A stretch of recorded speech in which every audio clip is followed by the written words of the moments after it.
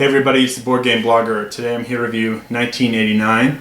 This is a wonderful, wonderful card-driven game. It's published by GMT and designed by Ted Torgerson. GMT also then kind of got on board Jason Matthews, co-designer of Twilight Struggle and 1960 Founding Fathers, to kind of tighten up and refine some of the rules. And it's an excellent game. This game is mechanically superior to Twilight Struggle. And this game came out about 2 years ago, but initially I really wasn't into it as much. I played it about 2 or 3 times, kind of right when it came out, and it just didn't grab me as much. I think the theme, it's a little tougher to get into. I mean, you're playing Twilight Struggle. Everyone knows who Fidel Castro is. You don't really know who Laszlo Toks is, for instance. And it's a really good, solid game. And mechanically it's better. Just the theme was kind of tougher to get into. Additionally, there's some, a few issues, I think, with the graphic layout of the game. I think the board looks fantastic. It's really well done. But the cards I kind of had a little issue with. And the first couple of times I played it, it seemed like there were these big swings and the game was ending like really early. And I think part of that is, like any card-driven game, if you're not as familiar with the deck, you can definitely have these kind of blowouts. Some people say it's card counting. I mean, I don't think it's that. I think it's just a familiarity with the deck and kind of understanding how things work. But a couple of things I really like here are basically they've combined the coup action and the realignment roll action from Twilight Struggle into one action here called a support check. And it's really neat because then you're doing a lot more connections you're trying to build up, set up for the support check, and there's no DEFCON here, that's preventing you from doing those things in Twilight Struggle. So there's kind of more room for maneuver, and so you do have more changes quickly, and that's why I was seeing this more swings and I wasn't liking it as much.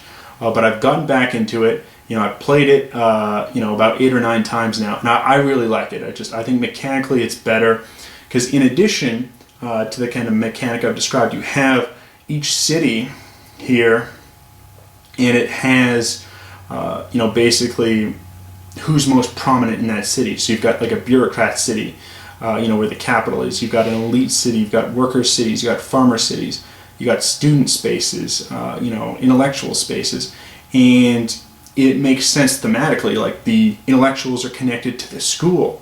And so, if you're controlling there, you're easier to then do a support check and take control of the students if you're already controlling the intellectuals. And it's really neat mechanically.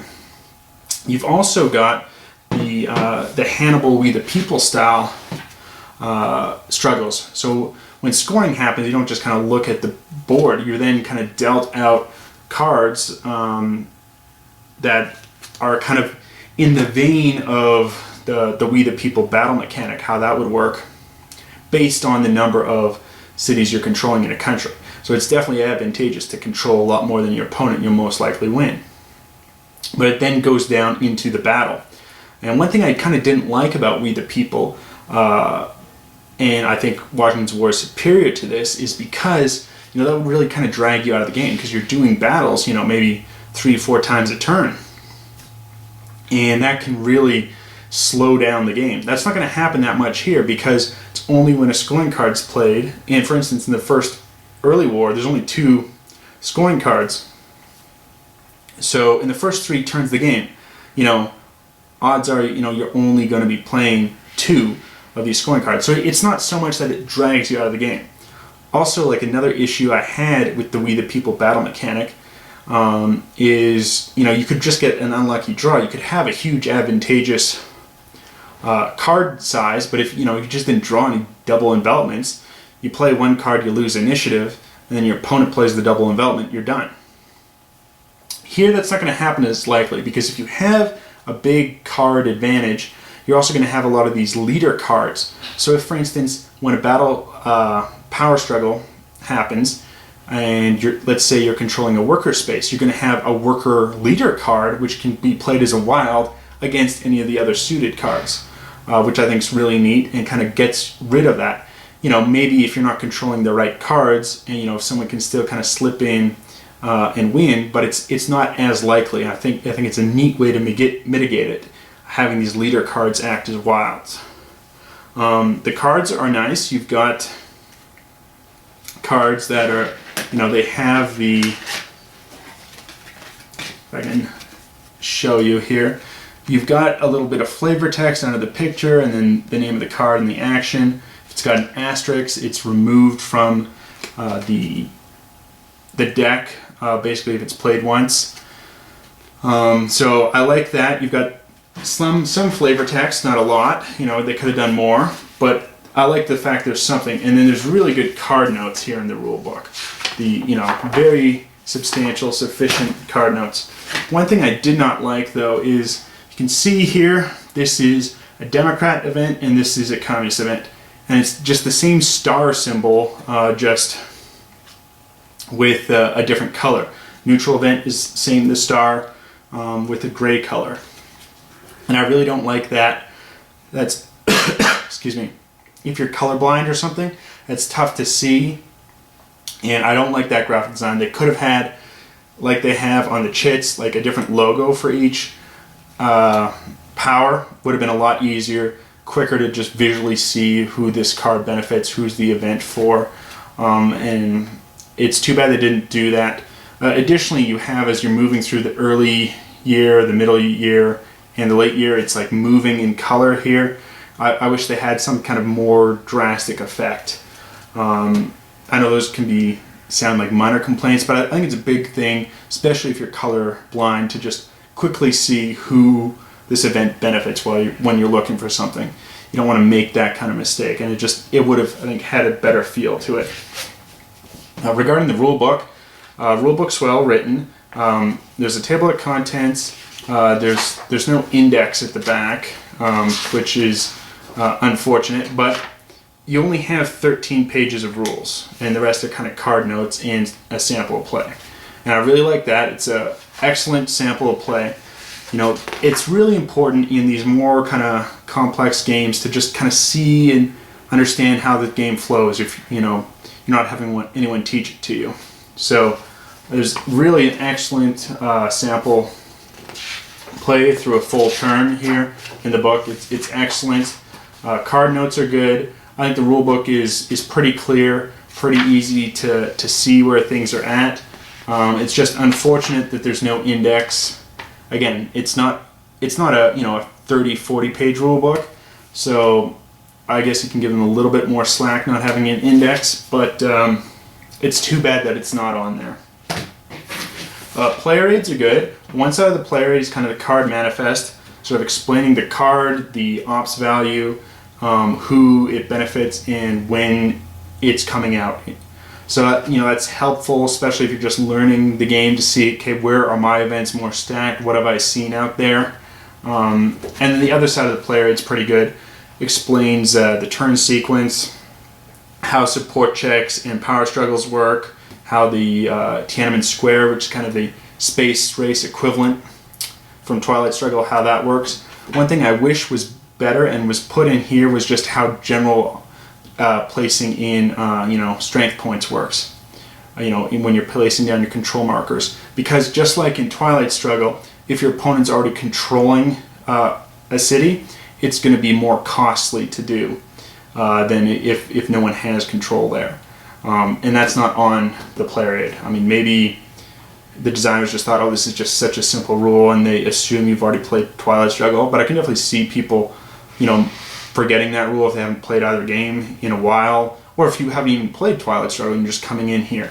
You should have all the kind of core, let's just play right away on the player aid. It's like, I've read the rule book in the past, and I want to just pick up the game after 3 or 4 months and go off the player aid. You should be able to do that. And I mean, that's a key rule that really would have taken a sentence or two to put on. And there's still, quite a bit of white space here, so it's too bad that they didn't do that. Otherwise, though, it's a good player aid.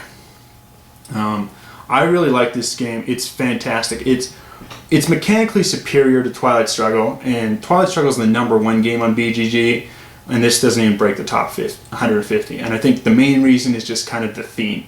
But the theme's neat. I think you play these games and you're learning more about history, especially with excellent card notes on there, and then interesting,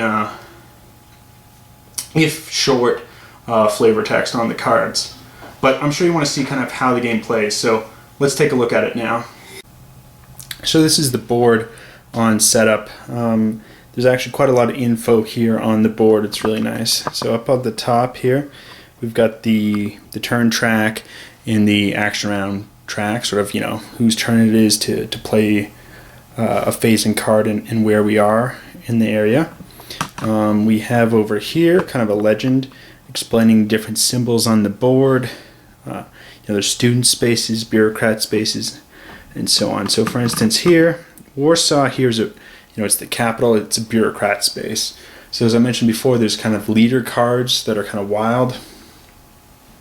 And what you have is, if you're controlling that space when a power struggle happens and you've got a bureaucrat leader card, you can use it as a wild. Whereas if you're not controlling it when the power struggle occurs, then of course you're unable to play it. And the stuff just sort of makes thematic sense. Like here, the Romanian writers influence Babeș University, which then influences Cluj-Napoca, which is the city where the university is. And so there's the connections. So when you do a support check, if you're controlling here the university, you're going to have a benefit while doing a support check in Cluj-Napoca. So I like how that works. It's really thematic, and it makes for kind of an interesting mechanic. And then of course lots of the cards will influence certain types of spaces. So I just think mechanically this is just more interesting and a superior game to Twilight Struggle. So additionally here on the board you have the country scoring. This kind of says when a country scoring card can come up. So you don't have to worry about, say, Bulgaria in the early deck, because that power struggle card, the scoring card's not going to come out. So it's handy just having that information right on the board. Further down we have the USSR stability track, which just kind of gives points to the democratic player. If as the USSR stability starts to crumble, however, when it reaches the Kremlin coup and the reactionaries try and coup, that's going to give points back to the communist player. You have here the power struggle results table, how they're kind of resolved once a power struggle occurs. And then here you have the Tiananmen Square track. And that's kind of like Space Race and Twilight Struggle, and you're just kind of tracking things down there. You have Communist Endgame Scoring bonus track, and then the Total Victory Point track. But I've set up, I've got decks dealt out for both players. I've also gone ahead and done the kind of initial setup. So, there is some additional initial setup, just like in Twilight Struggle.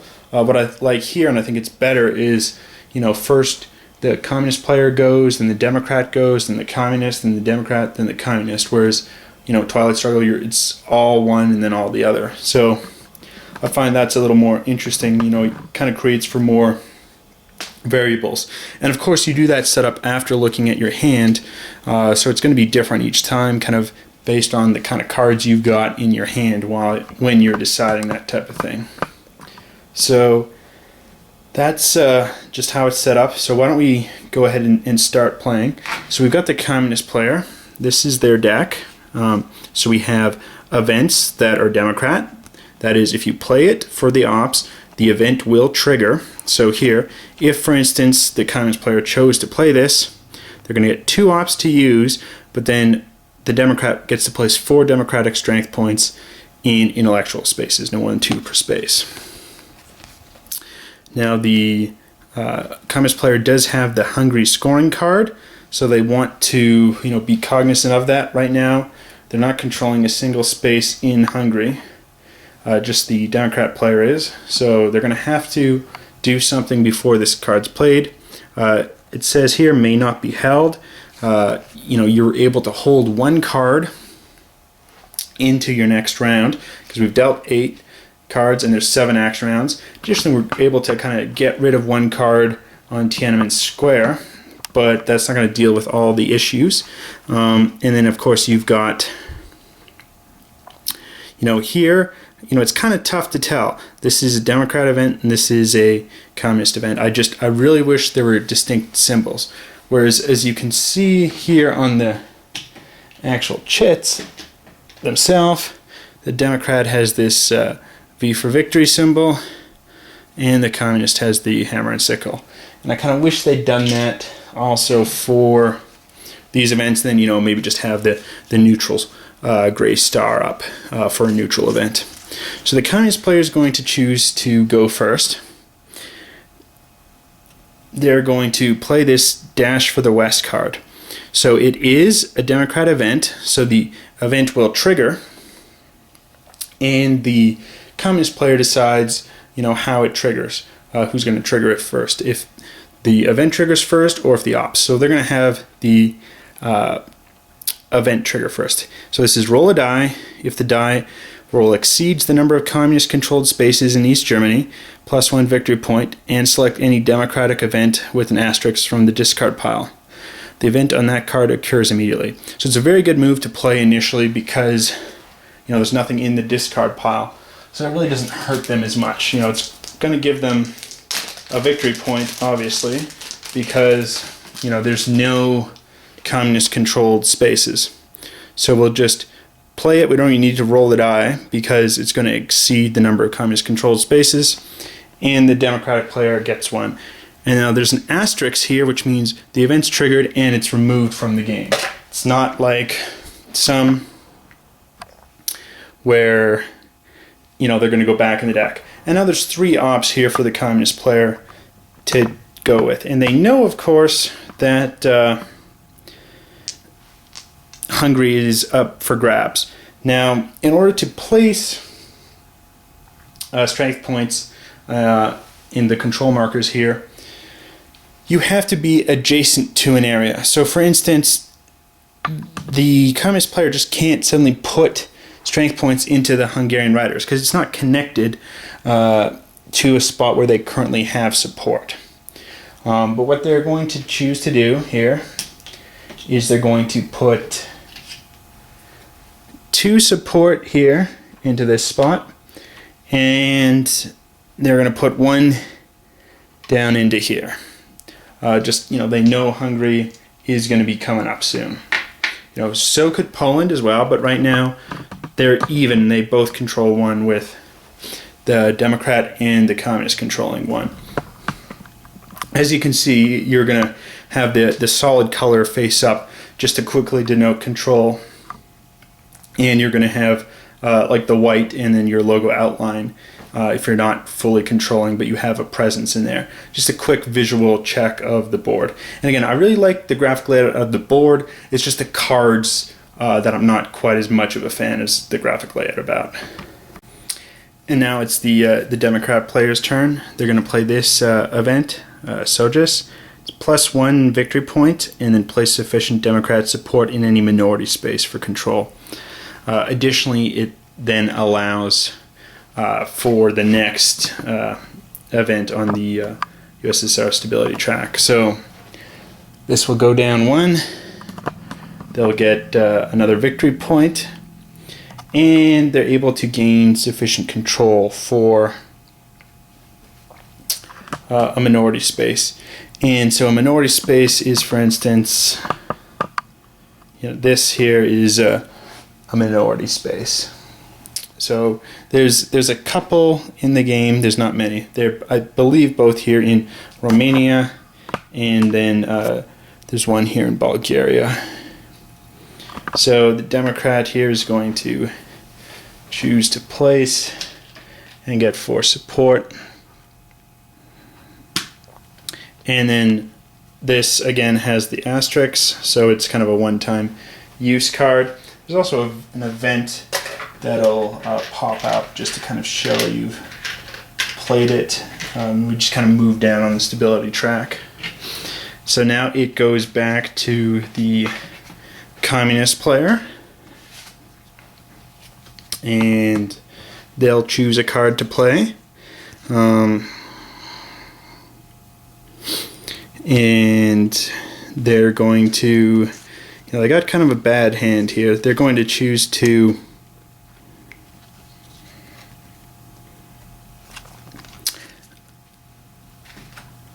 use this. They got 2 ops, and so they'll just play it for the event, for the ops rather. Now it's their own card, so the event will not trigger, and it is an asterisk, which if the event had triggered, it would have been removed from the deck.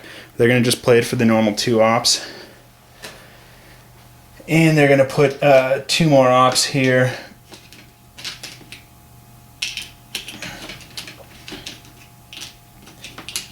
Into this Hungarian space. Now it goes back to the Democrat player. He's obviously seeing that something's happening in Hungary and wants to kind of react to it. So he's going to play this here, Gorbachev Charms the West. It's a neutral event, could have been played by either party, and you get to remove 2 opponent's strength points and then make a support check using the ops value. So it's pretty nice.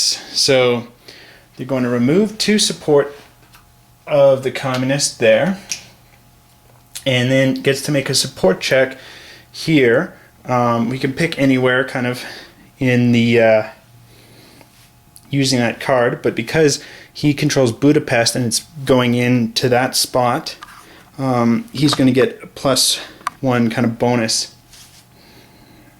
to his die.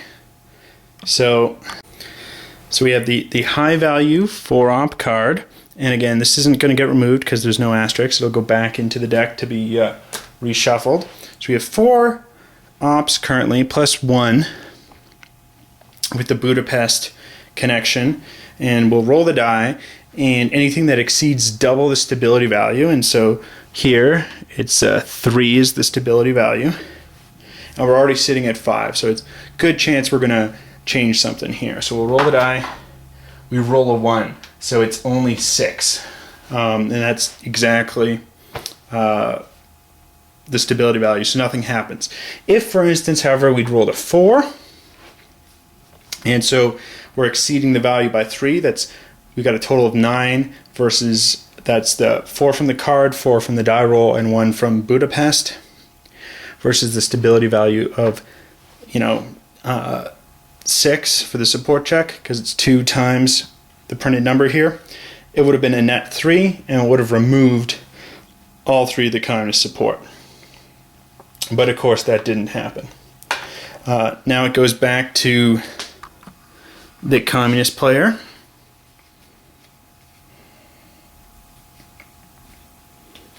And he's going to choose to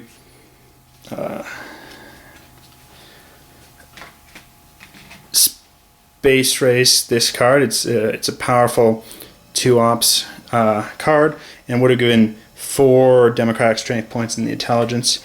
So we're going in with a die of, on the track here, we've got 2 plus the die roll. So we got 4. So we did get 6, which is good. So we'll move up here. And then a reformer got discredited. Now we have +1 modifier for Tiananmen Square die rolls. So a pretty good move there. Now it's back to the democratic player. And he's got definitely a bad hand here, but he's kind of got to work with it. So he's going to try to Tiananmen Square factory party cells, and we roll the die. 6 plus the 3, we definitely made it, so that will move up as well. So both players are on the first level of the track. Now it's back to the communist player. And he's going to play this here for 2 ops, state-run media, and chooses to again play it for the ops because it's his event. Doesn't want to, and it's a one-time use event. Doesn't want it pulled from the deck, so we'll just play it for the ops, and chooses to basically retake that spot that he'd been kicked out of. And now it's back to the Democratic player. And the Democratic player is going to play this for 2 ops, choose to have the event trigger first, which is remove 2 Democratic strength points from any intellectual space. He's not in any of the intellectual spaces in either Poland or Hungary, the only 2 countries that have early scoring cards. So he figures it's worth the risk of losing this support here in the Czech Republic, Czechoslovakia rather, to be able to play 2 ops. And he's deciding he wants to take control here in Krakow. So he now has 2 spaces under his control in Poland. Now it's back to the Democratic player, the Communist player rather. He's got kind of a pretty weak hand, just 3 1-ops cards and then the scoring. So he figures may as well pull the Hungary Scoring card now while he's at least even with the Democrat. So he's going to play this, the Hungary Scoring card, and now a power struggle will ensue. So because both parties just control 1, they're both going to be dealt 6 of the power struggle cards, and the communist is going to have initiative because he played the Hungary Scoring card. So 6 cards are dealt to both players.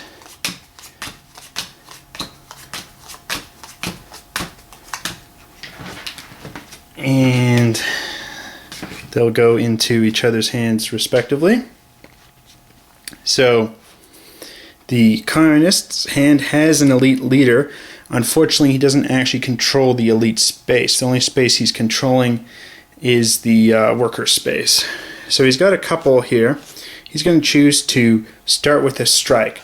So it's a 6 strike, which means in order for the Democrat to defeat it and maintain, basically fighting in the power struggle, they're going to have to counter with the same suit, which is the strike, and they'll have to roll for initiative, and they'll have to roll a 6. So it's definitely kind of difficult for that to occur. And here the Democrat player will roll. He has a hand almost entirely of strikes, so he will play here a 4 strike. He wants a lower one because he wants to play the high level ones during his own turn. So we'll play those cards down and then roll the die. He did roll a 6, the Democrat, so he kind of got lucky, and he's gained initiative now. So he's going to play. He'll continue, and he'll use a strike this time. He thinks maybe the communist player was leading with a suit he didn't have a lot of. And in fact, he was right. Communist has a couple of marches, a petition, and a rally in the square. So kind of a bad move for the communist player to actually start with a strike, a card he didn't actually have a lot of power win. But that can happen. Again, this was pretty evenly matched. And again, the Democrat player did not have, for instance, a petition, but he did have a support falter, a wild card, which is a good defense. So we now have that Hungary Scoring has taken place, and with the Democrat winning the power struggle. We're now going to roll twice. We're going to roll here on the Power Struggle results table. Now, we'd be rolling one higher if we'd raised the stakes. That is, prior to the Power Struggle, both players could have chosen to discard any 3 cards. You really kind of want to only do that if you've got a substantial card lead, though. Not a good idea here when they both only have 6 cards. So we're going to roll and see how much support the communist player loses. They only rolled a 1, which has no support loss change. Now we'll roll here on the victory point, and we rolled a 3. Now it's not quite enough to seize power. That's what this P is. So the Democrat didn't actually seize power from the communists. But we do get 1 victory point, and that will move up. Now what we're going to do is we're going to also place here a marker here in Hungary to show that the communists have held power at least once. Because what's going to happen is the more times that they can hold power, you're going to get points for that when the communist scores for power. And because the power value is 1, we're going to then reduce that 1 victory point that occurred by the Democrat, and we're just holding steady there. So that's how the Power Struggle works, kind of from this, we the people, Hannibal, basically battle deck tactics. That was kind of a low level one just because we both only were controlling 1 city in the country, and therefore it wasn't as big as it could be and really showing the full effects. But that's kind of how it works. You have cards in different suits, you're playing and you're trying to match that. And unfortunately the leader card was useless for the communist player. And we'd continue on until both players had played their cards for the round, their 7 cards, and then we move on from there. But that's sort of the way the game plays. I really like it. Mechanically, it's better. Initially, I thought the game kind of had too many swings, and I think I was just not familiar with the cards and saw some quick ending games, and that can happen if you let the game run away with you and you're not careful. But I like the way that each space, each city, has kind of a group that's dedicated to it. The way you're trying to build the connections in order to do the support check kind of combines both the realignment roll and the coup together. Really neat mechanic. And the cards, they've got good synergies. It's really interesting. And I think the Power Struggle, we the people battle mechanic really does work here, because you're not going to be doing it 4 or 5 times a turn every turn. It's just not going to happen. Here it's only possible we're going to have it once, and then next turn we'd still have to go through remaining early war cards, the entire early war deck, before reshuffling. And there's only 1 more scoring card in there, so it's not going to happen too often that it really drags you out of the game, which is, I think, the problem in We the People. It's an excellent game. I think if you like card-driven games at all, pick it up. Mechanically, it's better than Twilight Struggle. Till next time, I'm the Board Game Blogger.